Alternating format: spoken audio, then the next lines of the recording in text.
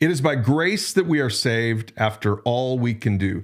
That one phrase from the Book of Mormon, 2 Nephi 25:23, has sparked a huge debate between biblical Christians and Latter-day Saints, because Latter-day Saints, many of them, are trying to look more and more Christian. So this is a verse that Christians, me included, have often used to say, look, you guys believe that we're not saved by grace, but you're saved by grace plus works. We're saved by grace after all we can do. And recently, LDS apologists have been saying, whoa, wait a second.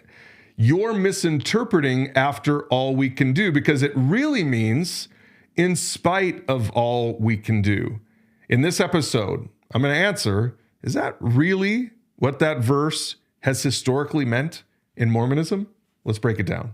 Now, some LDS apologists are appealing to Webster's dictionary from 1828, which is the dictionary that would have been in play when Joseph Smith was writing the Book of Mormon. And what they say is, if you look at the vernacular all the way back in the early 1800s, you'll see that after all we can do doesn't mean for them what it means for us today.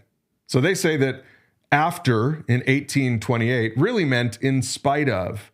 But here's the problem.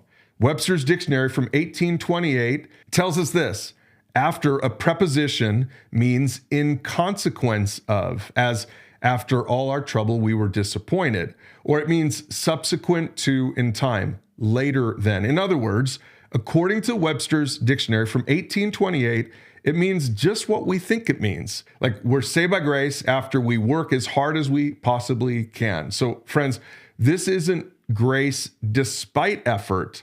It's grace after effort. But put the dictionary aside, because to me, that's not even the main part of the argument.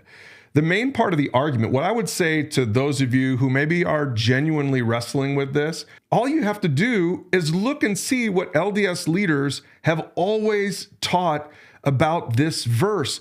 The modern spin that some Mormons, not all of them, but some Mormons are putting on this verse just simply doesn't align with how LDS prophets and apostles have interpreted this verse for decades.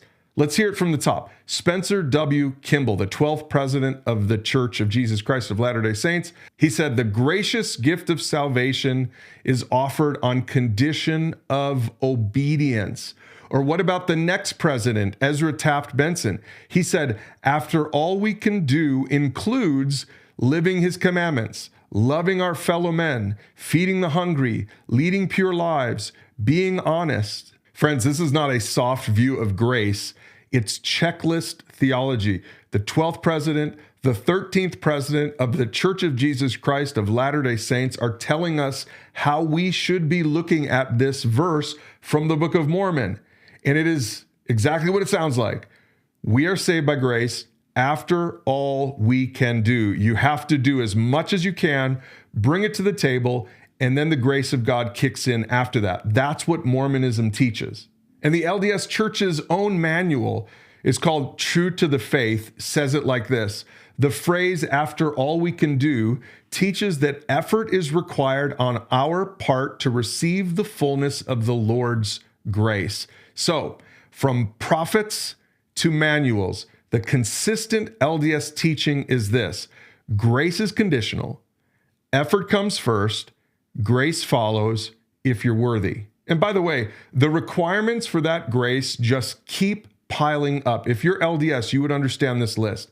You need to be baptized by an LDS authority. You need the laying on of hands. You need temple ordinances. You need celestial marriage, obedience to dietary laws, full tithing, sustaining the prophet, enduring to the end. These are all things, these are all requirements if you're talking about what it means that we're saved by grace after all we can do. So this is proving over and over and over again that salvation by effort is what the Mormon Church teaches. Salvation according to Mormonism, according to the Book of Mormon, according to the manuals, according to the prophets, according to all the presidents, salvation in Mormonism is not a free gift. Grace in Mormonism means something different than grace in biblical Christianity. Because here's what the Bible says, Ephesians 2:8-9. For by grace you have been saved through faith, and this is not a result of works.